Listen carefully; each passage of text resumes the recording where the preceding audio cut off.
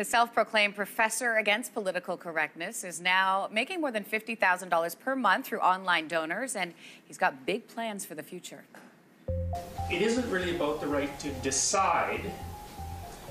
It's about the right to insist upon by force. Professor Jordan B. Peterson made national headlines last fall for refusing to use genderless pronouns, even appearing on this show. And I've been thinking about this political correctness issue for a long time, and it's been bothering me. His viewpoint caused controversy, but also gained him supporters who flocked to his YouTube channel, helping him rack up millions of views for his online lectures.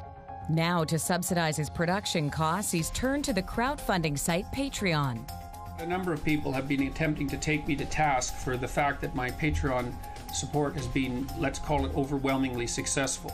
Aiming to build on his online success, Peterson is setting his sights on an even bigger goal. I want to move genuine humanities education out of the universities where it isn't being taught anyways, as far as I can tell, online where people can access it freely. Jordan Peterson joins me now in studio. Good to see you again. Thanks for being here. Morning. Why start an online university? Well, because the technology is ready for it. That's the most important issue. There's absolutely no reason why high-quality education can't be made available to masses of people at low cost.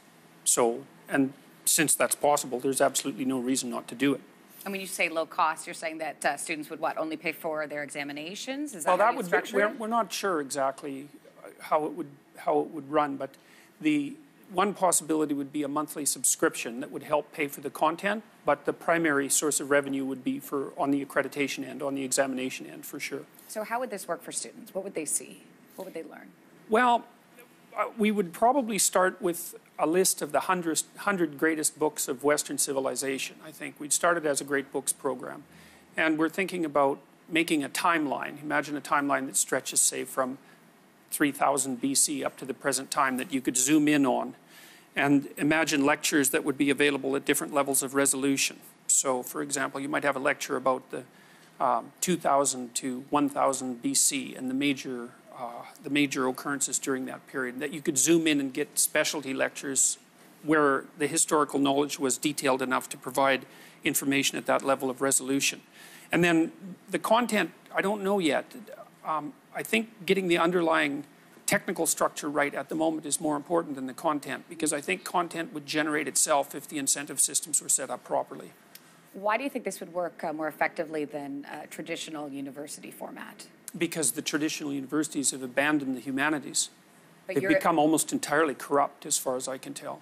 But you are a tenured university professor at the University of Toronto. Yes. So how do you reconcile those two? Well, the university disciplines that still have some grounding in science seem to be, I would say, still intact.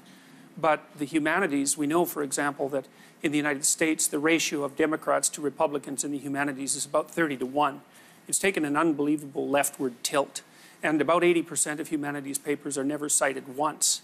And the humanities have been dominated by a kind of postmodern neo-Marxist, what would you call it, cult ideology since the 1990s, probably starting in the 1960s. And so they've abandoned their mission to students. Their mission should be to teach students to speak, to think, and to read, and to become familiar with the best of the world, fundamentally, so that they can hone their cognitive skills and operate effectively in the world. And I don't believe they're doing that at all.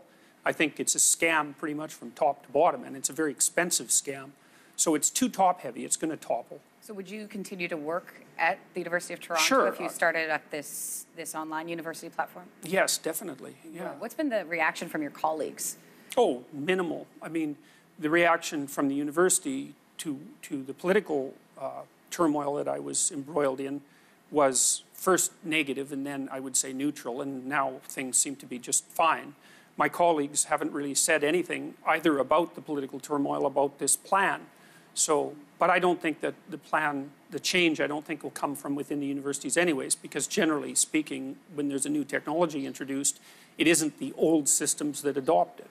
They're not capable of operating in the new technological world because it requires a new approach.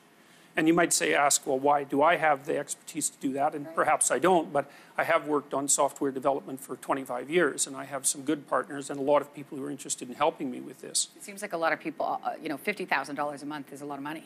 Were you surprised by that? I'm staggered daily by that. Of course, it's absolutely overwhelming. And that money goes to? Well, it goes to, right at the moment, one of the things that's helped funding is I'm doing a series on the psychological significance of the biblical stories. And I used that money to rent the Isabel Bader Theatre up front for 12 weeks and to hire a film crew. And it goes in part to help me cover the costs of the videos that I keep making. And it also, well, that's fundamentally what it's doing at the moment. When do you expect this to be up and running? That's a very good question. I mean, we're going to start with a website in the next month and a half that will be designed to help students and their parents identify postmodern content in courses so that they can avoid them. So I've been working with a specialist in artificial intelligence who's written a script to discriminate between postmodern neo-Marxist course content and classical content in the sciences and the humanities. And so we'll have a consumer information website up in a month.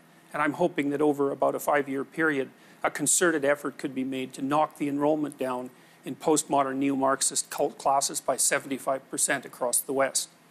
So our plan initially is to cut off the supply to the people who are running the indoctrination cults.